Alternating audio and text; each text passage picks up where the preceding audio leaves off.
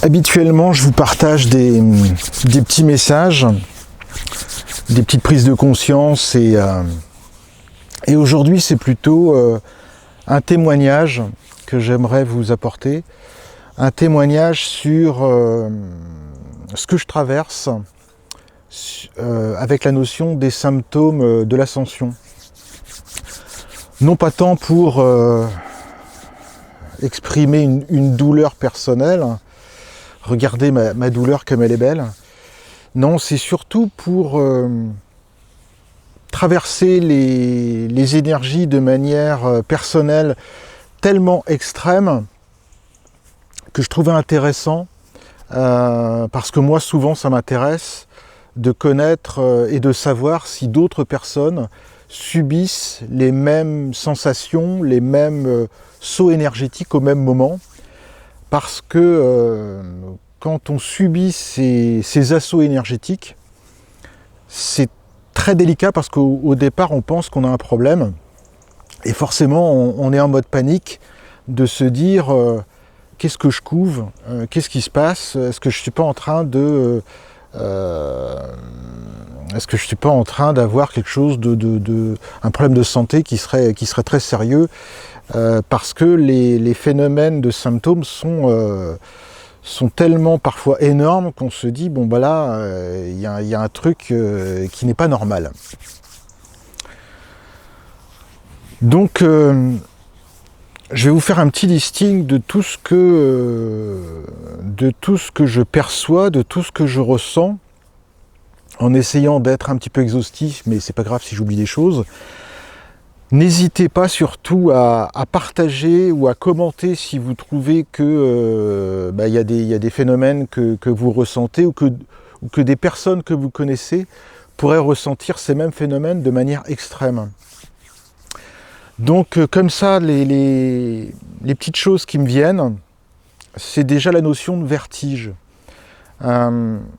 Dès le réveil du matin, d'avoir les jambes flottantes, d'avoir tout le corps flottant, les vertiges, le fait de se sentir, après on peut dire ouais je suis pas ancré, mais ça va au-delà de ça, c'est-à-dire qu'on sent que son corps n'est pas stable, on le sent fragile et vulnérable dans sa stabilité, on ne sait pas si c'est le sol qui bouge, et ces notions de vertige peuvent même arriver lorsqu'on est assis, où tout d'un coup on sent des poussées, des accélérations énergétiques, et même le corps, on a l'impression qu'on va chuter comme une accélération. Ça fait le même phénomène que l'accélération dans un avion.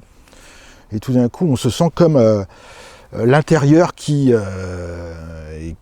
comme si ça coupait le jus dans les moments extrêmes, mais sinon d'avoir le ressenti toute la journée d'être flottant, hors ligne, avec un corps qui n'est pas aussi stable que ce que l'on a pu connaître, surtout comme moi quand on a aimé le sport, très ancré dans le corps, les muscles, et des belles sensations sensorielles, musculaires et tout ça, de se sentir très ancré, très dans sa chair, et ben là c'est tout le contraire, on ne se sent pas du tout dans son corps.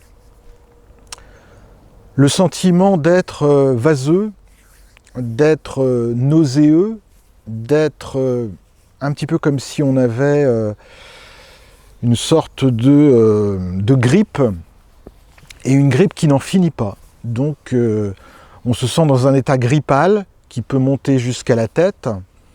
Quand on est au niveau de la sphère de la tête, de temps en temps, ça peut être des douleurs lancinantes dans la tête, devant, derrière. Mais ça peut être aussi des troubles visuels. Donc il y a des journées où j'ai le sentiment de voir flou, de voir trouble. Quand il y a une poussée énergétique, parce qu'avec le temps, on fait décalage entre ces ressentis et ce qui se passe sur le plan global, j'ai vu qu'il y avait des moments où je pouvais avoir des troubles ophtalmiques plus violents si c'était à l'occasion d'une nouvelle lune ou à l'entrée d'un portail énergétique. Donc j'ai d'abord le sensoriel, j'ai d'abord le spectacle de voir un trouble dans la vision qui est ensuite confirmé en me disant ah bon d'accord, il y a peut-être un lien avec quelque chose d'extérieur Surtout quand on voit que d'autres personnes souffrent de la même chose au même moment. Et ensuite, ces troubles sont, alors pour des problèmes des yeux, pour les problèmes de tête, sont des troubles passagers. C'est ça qui est un petit peu rassurant, c'est que ces choses qui arrivent violemment, et puis qui repartent, et puis qui passent. Mais quand ça arrive, et quand ils s'accumulent, c'est un petit peu spectaculaire. Il y a des phénomènes de... moi par exemple, je suis dans des hyperfatigues, à tel point que j'aimerais bien connaître ce que c'est que d'être en bonne santé, en bonne vitalité, et il n'y a pas de lien entre la vitalité et le taux vibratoire. Donc on peut avoir un taux vibratoire très très haut, exceptionnel, et un taux de vitalité extrêmement à plat. Je ne fais pas de lien non plus avec « mince, je suis vampirisé, ce sont des attaques de l'ombre », tout ça, je mets à l'écart, ça ne m'intéresse même pas, c'est-à-dire que j'accueille ces ressentis tels qu'ils m'arrivent. Donc les fatigues excessives font que une sieste ne permet pas de récupérer. Une sieste ou un sommeil, pour ma part, devient juste le moment où je ne suis plus dans le ressenti du corps.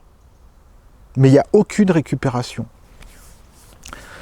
Ce qui fait que j'ai la chance d'avoir une vie qui est presque une sorte de mécène pour moi, c'est-à-dire qu'elle me met dans des circonstances qui me permettent, même si c'est douloureux, délicat et tout ça, d'appréhender ce phénomène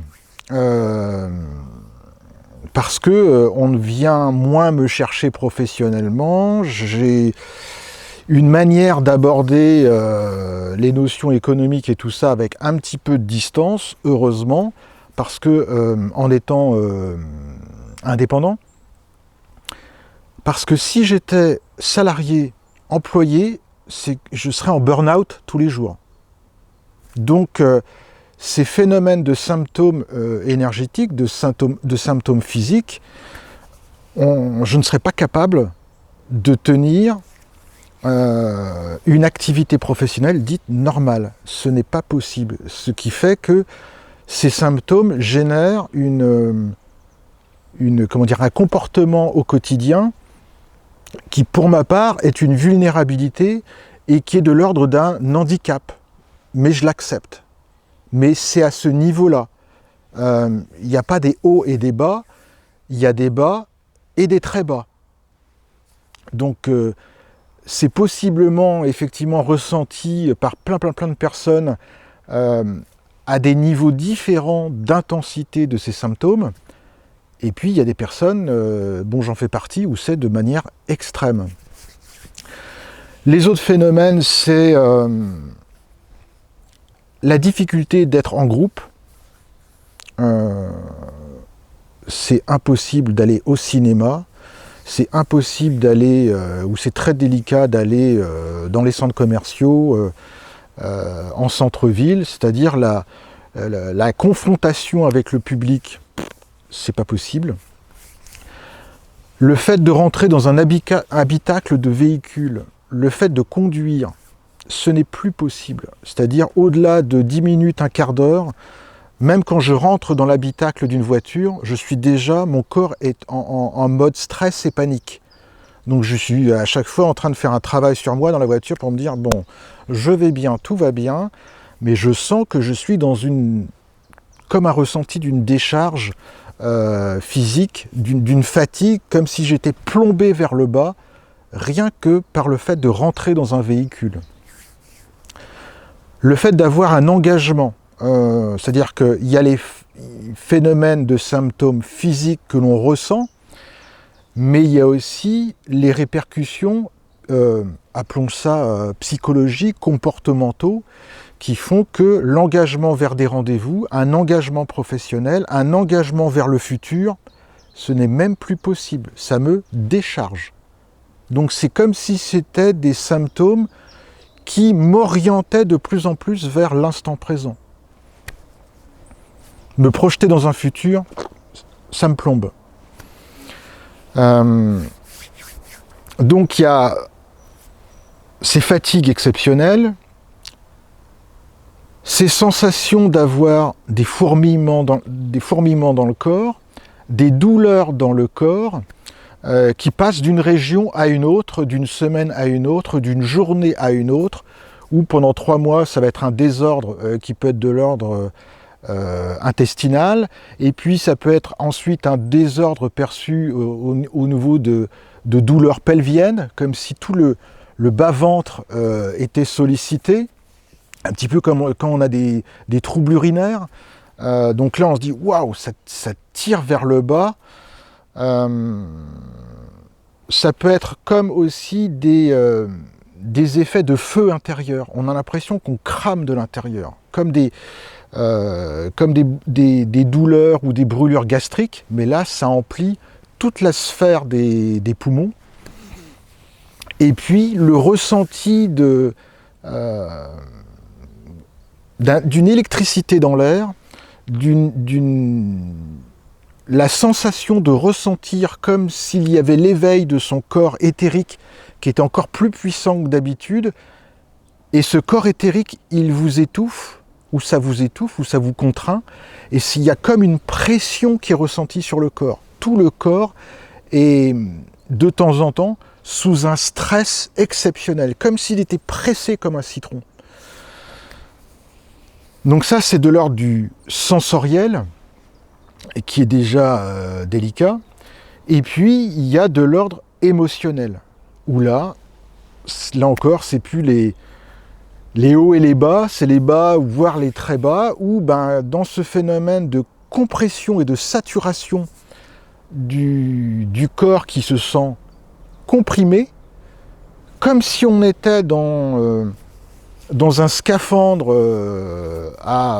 dans une eau à moins 1000 mètres, et on ressent cette incarnation dans la matrice, dans la matière, dans nos vies, comme si on était dans un scaphandre au fond de l'océan, et on se dit, mais qu'est-ce qui se passe?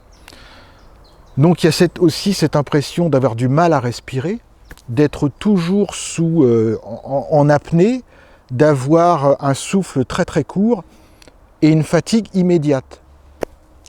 Et la fatigue, c'est même pour ma part ressenti non plus comme une fatigue, mais on se dit, là, dans 5 minutes, si je continue à marcher aussi vite ou à porter ça, là, je vais claquer. Il y a vraiment ce ressenti du cœur dans les chaussettes, de ce ressenti d'une vulnérabilité et d'une fragilité extrême. On se dit là, je suis comme un cristal, je tombe, je casse. Donc ça, c'est pas que ça surenchérit aux autres phénomènes, c'est juste qu'on est le spectateur de ces situations où on ne peut rien faire. Quand je dis rien, c'est-à-dire que je considère que ce n'est pas une maladie. Forcément, j'ai essayé des thérapies et des choses, et depuis le temps, je me suis rendu compte que finalement, il n'y a rien qui marche. Les seules choses qui me font du bien, c'est si je suis quasiment seul, si personne ne me demande quoi que ce soit, et si je ne fais rien du tout.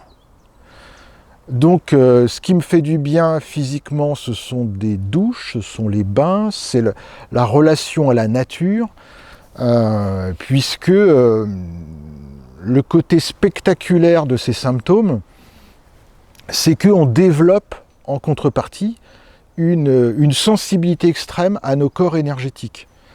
Donc l'un va avec l'autre, on est bombardé d'informations, on se sent bombardé de ce qu'on peut appeler les énergies, parce qu'on les sent en étant traversés à la minute et à l'heure.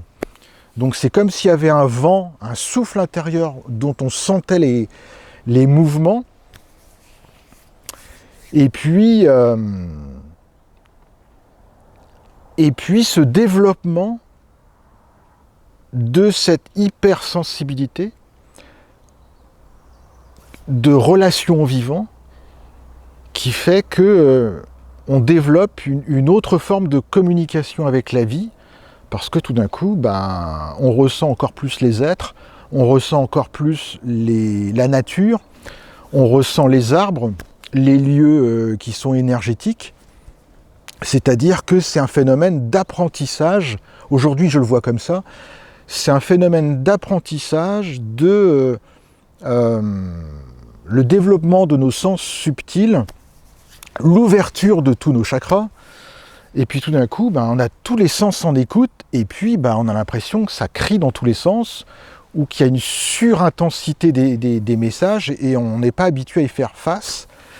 Et il y a un moment où on dépasse le côté c'est bien ou c'est pas bien, ou c'est bon ou c'est pas bon, ou ce sont des phénomènes élevés ou des phénomènes bas. Il n'y a plus de polarisation sur l'expérience. C'est juste que ça envoie, ça bastonne, et j'accueille ce qui me traverse. Ce que j'ai remarqué aussi, c'est que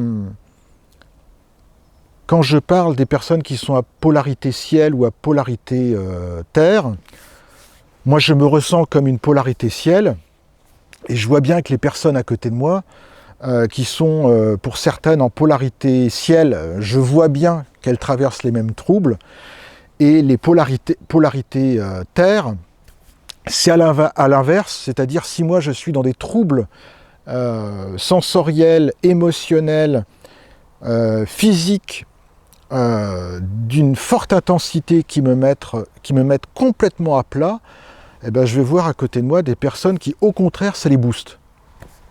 Donc, ce qui me met à plat donne de la vitalité aux autres, donc on n'est pas réceptifs les uns et les autres de la même manière.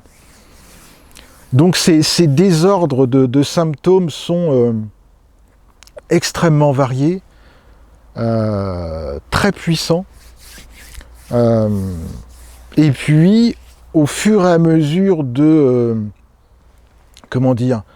développement de ces sens subtils et de nos intuitions, il y a un moment où je n'ai même plus besoin de regarder des informations sur quels sont les météos intérieures, ça va au-delà de ça. Il y a presque le phénomène de savoir quand va être la prochaine vague. Donc, il m'arrive, comme une sorte de médiumnité ou de flash, de me dire, là, dans 2, 3, 4 jours, on est parti pour une nouvelle rafale, et ça va être super souffrant. De l'accueillir, d'y faire face, je ne sais pas comment on peut dire ça, faire face, parce que de toute manière, on ne peut rien faire en fait contre. Forcément, j'ai essayé l'idée de protection, de bouclier, non, il n'y a rien. C'est-à-dire que quand on est ouvert, et on reçoit et on sent. Et si c'est puissant, c'est puissant. Et je dirais que depuis 2012, ça n'a pas arrêté. Ça continue comme si c'était en palier. Et à chaque fois qu'il y a un petit... C'est comme des marches. Et quand il y a le moment où on monte la marche, c'est là où on est down. Et puis le moment où on est sur un palier, là on a le sentiment de off, je souffle un petit peu, tout en sachant qu'il y a la prochaine vague qui se prépare. Et au début, les paliers étaient assez longs les uns les autres, on avait le temps de récupérer. Et maintenant, c'est comme si on était tout le temps en train de monter, sans récupération. Et c'est ça qui est encore plus délicat. Et c'est pour ça que je partage cette vidéo, c'est parce que là, on est en apnée tout le temps, sous énergie tout le temps, sous intensité continuelle, et on se dit, waouh, quand est-ce que ça va s'arrêter? Parce que à la fois c'est très violent, et puis ça occasionne des désagréments spectaculaires. Et puis on fait face aussi à des libérations émotionnelles. Donc moi je pleure beaucoup, parce qu'il y a un moment, si c'est pas libéré, on se dit là je vais y passer, quoi. Donc ces moments d'intensité exceptionnels sont aussi des rendez-vous intérieurs. C'est comme si la vie provoquait par ses symptômes et par ses excès momentanés, ça nous met dans des états modifiés de conscience qui font que on va encore plus dans son intériorité, dans ses propres introspections. On ne peut pas faire autrement que d'aller dans son intériorité, puisque de toute manière, l'extérieur à soi, la vie du quotidien, on ne peut plus y faire face. Et j'ai le sentiment que ce n'est pas ce qui nous est demandé momentanément. Dans ce grand couloir énergétique 2012-2024, pour certains, là, c'est le travail et le brassage continuel qui n'arrête pas. Donc n'hésitez pas à partager vos commentaires, vos sensations, vos symptômes qui vous paraissent un petit peu exceptionnels, et il y a de grandes chances qu'on soit pas mal à les ressentir, à les partager dans des intensités diverses. Je vous fais des gros bisous et je vous dis à très très bientôt. Ciao!